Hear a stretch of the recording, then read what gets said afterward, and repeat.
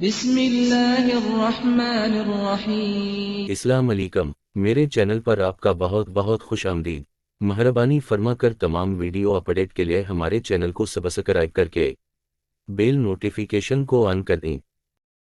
آج دفتر سے چھٹی کر کے میں نے گھر میں آرام کرنے کا سوچا تھا، سیکھاکو میں ہوا خوری کی غرض سے باہر نکل آیا اور نکڑ کی دکان سے سگریٹ کا پیکٹ خرید کر اپنے گھر سے تھوڑی دور کافی پرانے اسٹیشن پر آ گیا، جہاں سے ریل گاڑیاں گزرتی تو پرانا سا پل اور زمین عذاب الہی سے ڈر کر لرز جاتے تھے۔ یہاں اکا دکا گاڑیاں تب ہی رکتی تھیں جب ان کو کراس پر جاتا تھا۔ خیر میں اسٹیشن کی بینچ پر آ کر بیٹھ گیا۔ اسٹیشن ویران پڑا تھا، چڑیوں کی چہچہاہٹ اور کون کی کائیں کائیں عجیب سا سکون بخش رہی تھی۔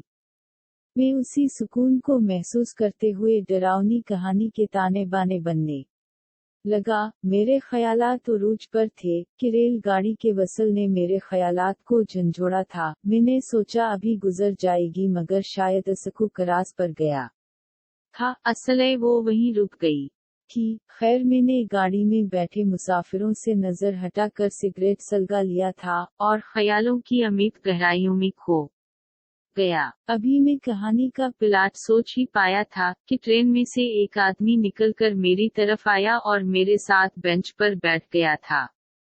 میں نے اس کے آتے ہی ایک ناگوار بو محسوس کی تھی اور تھوڑا سا کھسک کر دور ہوا۔ اب اسے یہ کہتا تو اچھا نہ لگتا نا کہ آپ میں سے بدبو آ رہی ہے۔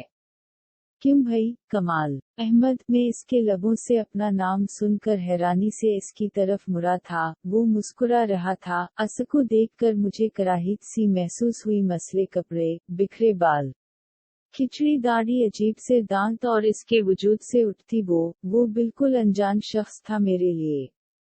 کیا ہم کہیں ملے ہیں؟ میں نے اپنی یادداشت کھنگالنا شروع کی تو مجھے یاد نہیں آیا کہ میں اس سے کہیں مل چکا ہوں۔ ملے ہیں اسی دنیا کی بھیڑ میں کہیں، اس نے فلسفیانہ انداز میں سر دھنتے ہوئے کہا۔ مجھے ایسے لوگ شروع سے پسند نہیں تھے جو گھما پھرا کر بات کرتے ہوں۔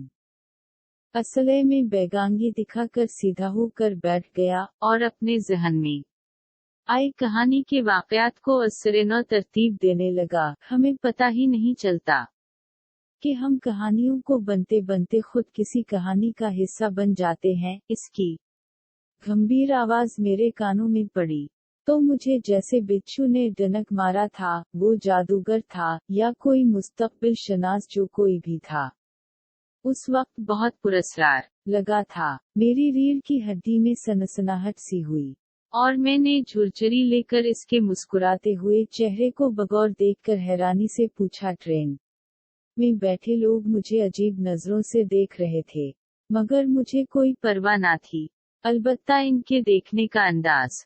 مجھے جھنجھلاہٹ نے آلیا گاڑی کا وصل بجا تو میں نے ایک پر اطمینان سانس لی تھی۔ آپ جانتے ہیں کہ میں نے سوچا کہ اس کا خوامخواہ مرید ہونے سے پہلے جان تو لوں، کہیں اس نے اپنی طرف سے ہوائی اڑائی ہو اور وہ درست جگہ لگی ہو اور میں اسے مستقبل سناش سمجھ کر مروب ہو جاؤں۔ اصلے میں نے ایسا ظاہر کرنے کی کوشش کی تھی کہ جیسے میں متاثر نہیں ہوا ہوں۔ گاڑی آہستہ آہستہ اسٹیشن کو الوداع کہتی جا رہی تھی۔ کہانی کی تلاش میں ہو تم ایسی جو لوگ مدتوں یاد رکھیں۔ اس نے میری بات کاٹ کر پھر سے مجھے تعجب میں ڈال دیا تھا۔ جی، اب میں نے قدرے پہ سفر رجوش لہجے میں کہا تھا، مگر قریب نہیں کھسکا۔ اس کے وجود سے اٹھتی وہ مجھے گراں گزر رہی تھی۔ ضرورت کے وقت گدھے کو بھی باپ بنانا پڑتا ہے کہ مصداق میں وہاں بحالت مجبوری بیٹھا تھا۔ کل مجھے اسی وقت ملنا یہاں، اس نے کہا تھا، اور میری کوئی بات سنے بنا لمبے لمبے ڈگ بھرتا مجھے حیران مگر خوش چھوڑتا اسٹیشن سے نکل گیا۔ میں ترنگنی گھر آیا تھا۔ اب مجھے کل کا انتظار تھا، مگر کاش کل آتی ہی نہ۔ پوری رات بے چینی سے اور کل کے انتظار میں گزری۔ وقفے سے میں جاگتی آنکھوں سے داد واؤ تحسین کے الفاظ سے بھرے خطوط والے خواب دیکھتا رہا اور مسکراتا رہا۔ اگلے دن میں مقررہ وقت سے پہلے اسٹیشن پہنچ گیا تھا۔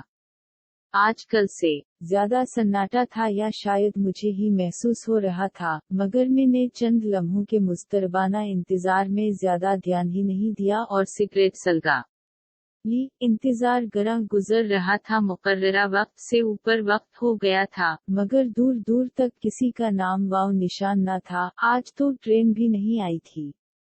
میں نے یہ سوچا کہ کبھی کبھار دیر سویر ہو ہی جاتی ہے، سو تھوڑی دیر اور رک جاتا ہوں۔ حقیقتاً مجھے ایک اچھی کہانی کی لالچ نے رکنے پر مجبور کر دیا تھا۔ میں نے سگریٹ سلگا کر آسمان کی طرف دیکھا تھا۔ اچانک کالے بادلوں نے آسمان کو اپنے نرگے میں لیا تھا، اور موٹے موٹے بارش کے قطرے مجھے بھگونے لگے۔ میں نے خوشی سے آسمان کو دیکھا، بارش سے ماحول پر چھائی کثافت اور ہبس ختم ہو گئی تھی، مگر اچانک میرے مسکراتے لب سمٹے آنکھیں خوف سے پھیل گئی۔ میرے قریب سے ہی مجھے میرے نام کی سرگوشی سنائی دی تھی، اور پھر میں نے بارش کی بوندوں کو خون کی بوندوں میں تبدیل ہوتے دیکھا، وہ بھی ایسی جیسی کل والے آدمی میں سے آ رہی تھی۔ اور پھر میں نے سرپٹ بھاگنا شروع کر دیا۔ میرا ارادہ اسٹیشن سے جلد باہر نکلنے کا تھا۔ خون کی بارش ابھی بھی مجھے بھگو رہی تھی، اور ان بوندوں میں آگ جیسی تپش تھی۔ میں بھاگتے بھاگتے اچانک حیرانی سے رک گیا۔ سامنے بینچ پر ایک آدمی بیٹھا تھا، اور وہ کوئی کاغذ پر اپنی خون آلود انگلی سے کچھ لکھ رہا تھا۔ اس کی پشت میری طرف تھی۔ میں مکمل خوف کے حصار میں ہونے کے باوجود وہاں سے بھاگ نہیں سکا، اور میں نے آگے بڑھ کر زمین پر لکھے الفاظ پڑھے تھے، اور پڑھ کر میری روح فنا ہو گئی۔ وہاں لکھا تھا، تیری موت میں ڈر کر 2 قدم پیچھے ہوا تھا۔ اور بینچ پر بیٹھا آدمی میری طرف گھوما، وہ کل والا ہی آدمی تھا، مگر اتنا برا۔ اس کے چہرے کا ماس جگہ جگہ سے پھٹ کر لٹک گیا تھا، اور اس میں سے خون بہا رہا تھا۔ میں نے اپنے قدموں کو پیچھے کی طرف جنبش دی، اور خوف سے اپنی جان بچانے کے لیے اندھا دھن بھاگنے لگا۔ اچانک مجھے کسی چیز سے ٹھوکر لگی تھی، اور میری آنکھ کھل گئی۔ میں خشک لبوں پر زبان پھیرتا اٹھ بیٹھا تھا، یعنی میں اس آدمی کا انتظار کرتے کرتے بینچ پر ہی سو گیا تھا۔ وہاں خواب جیسا کچھ نہیں تھا، وہی سنسان اسٹیشن اور ہبس سے جامد پیڑ، دور سے آتی بسوں کے ہارن کی آواز۔ میں نے خواب کے بارے میں سوچا تو پھر لرز اٹھا۔ اففف، یہ خواب تھا۔ میں نے ماتھے پر سے پسینہ پونچھا اور جانے کا ارادہ باندھا تھا۔ مجھے اس خپتی آدمی پر غصہ آ گیا تھا، اور پکا ارادہ کر لیا کہ میں آئندہ کسی انجانے خپتی پر بھروسہ کرنے کی غلطی نہیں کروں گا۔ ابھی میں اٹھا ہی تھا کہ گاڑی کی وصل سنائی دی۔ میں جو بڑے بڑے دعوے کر رہا تھا کسی مہم امید لیے دوبارہ رک گیا۔ ٹرین کل کی طرح ہی رک گئی تھی، اور میں نے بے تاب نظروں سے اندر دیکھا۔ اندر لوگ بہت کم تھے، مگر سب جیسے سب کو سانپ سونگھ گیا ہو۔ مجھے عجیب سا احساس ہوا تھا۔ اچانک ٹرین میں سے ایک آدمی ایک بلکتے بچے کو بے دردی سے دبوچے باہر آیا تھا، اور اس کے پیچھے ایک بچے کو پانے کے لیے ترستی عورت۔ وہ آدمی عورت سے کافی لمبا تھا، اور بار بار عورت کو دھمکی دے رہا تھا کہ پیچھے ہی رہے، ورنہ وہ اس بچے کو ٹرین کے آگے پھینک دے گا۔ اور عورت روتی ہوئی پہلے سے زیادہ تڑپ کر بچے کی طرف لپکتی۔ بچہ بھی ماں کی گود کے لیے اس کی طرف لپک رہا تھا اور چیخیں مار رہا تھا۔ ٹرین میں سارے مسافر سم بکم بیٹھے تھے۔ مجھے ان کی بے نیازی اور بے رحمی پر شدید غصہ آیا۔ اب وہ آدمی اور عورت میرے سامنے آ گئے تھے۔ اوئے خپتی انسان، چھوڑ بچے کو، میں نے چلا کر کہا تھا، اور بینچ سے اس عورت اور بچے کی مدد کے لیے اٹھا، مگر اس خپتی انسان نے میری بات سن کر نظر انداز کر دی تھی۔ دوستی پٹٹری پر پیچھے سے آتی ٹرین کے وصل پر اس آدمی کا دھیان بٹانے تھا، اور اچانک میں تھم سا گیا۔ اس عورت نے اس آدمی کو پڑیوں پر دھکا دیا تھا۔ اس کا مقصد بچے کو اس آدمی سے بچانا تھا، مگر یہ کیا وہ ظالم انسان بچے کو دبوچے ہی ٹرین کی دوسری پٹری پر گرا، اور آنا فانا تیز رفتاری سے اسی پٹری پر آتی ٹرین ان دونوں کو روندتی हुई चली गई थी। औरत धाड़े मारते हुए वहीं बैठ गई थी। बच्चे की कटी फटी लाश देखकर मेरा दिल गम से फटा जा रहा था, और मैं ट्रेन में मौजूद इंसानों की इंसानियत पर मशकूक हवा, क्या इतने बेहिस थे ये लोग। अबू मैं ट्रेन के ना रुकने पर भी हैरान था। ट्रेन का वसल फिर सुनाई दिया था। एक और ट्रेन उसी पटरी पर आ रही थी जिस पर पहले ही 2 लाशें पड़ी थी। अचानक धाड़े मारती औरत की धाड़ें बंद हुई थी, और वो उसी लटे पिटे कुल्हे में अठी। उसका चेहरा सपाट था, मैं जैसे जान चुका था कि वो क्या करने वाली है। मैं इससे ज्यादा दूर नहीं खड़ा था, असलैस को बचाने के लिए भागा। ट्रेन नजदीक ही आ गई थी, मगर ये किया। इस औरत के बिल्कुल करीब पहुंचकर मेरा सर चकरा गया था, क्योंकि वहां कोई था ही नहीं, हत्ता कि वो लाशें भी गायब थी। मैं सुन हो गया, तेरी मौत तैयार है। उसी वक्त मुझे इस आदमी की सरगोशी सुनाई दी थी, और मैं जो पटरियों के किनारे पर खड़ा था, खौफ से अपना तवाजुन कायम न रख पाया और गिर गया। मगर पटरी पर न वो ट्रेन थी जिसमें से औरत और आदमी निकले थे, न दूसरी ट्रेन के आसार।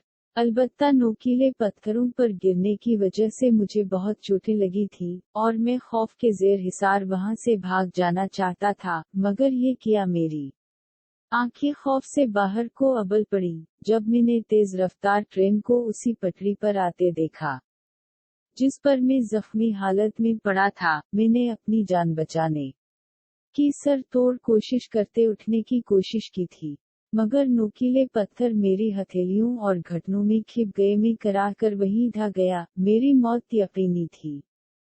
मैंने कपकपाते हुए आंखें बंद कर ली। ट्रेन मुझ तक पहुंच चुकी थी और मैंने कहानी लिखकर अंगड़ाई ली थी और वॉल क्लॉक की तरफ देखा। रात के 3 बजे थे। कहानी लिखते इतनी देर हो गई थी, मुझे सुबह ऑफिस भी जाना था, और अपनी पहली लिखी गई खौफनाक कहानी इदारे को भिजवानी थी। मैं बिस्तर पर लेटा, न जाने कहानी पढ़ने वाले मुझे दांत पर परखते हैं या तनकीद करते हैं। खैर, आने वाले कुछ दिनों में पता चल ही जाएगा। और मैंने सोचते हुए मुस्कुरा कर लाइट ऑफ कर दी थी, मगर अलमारी के हिनगर में लगी मेरी शर्ट पर खून का एक कतरा अभी भी मौजूद था।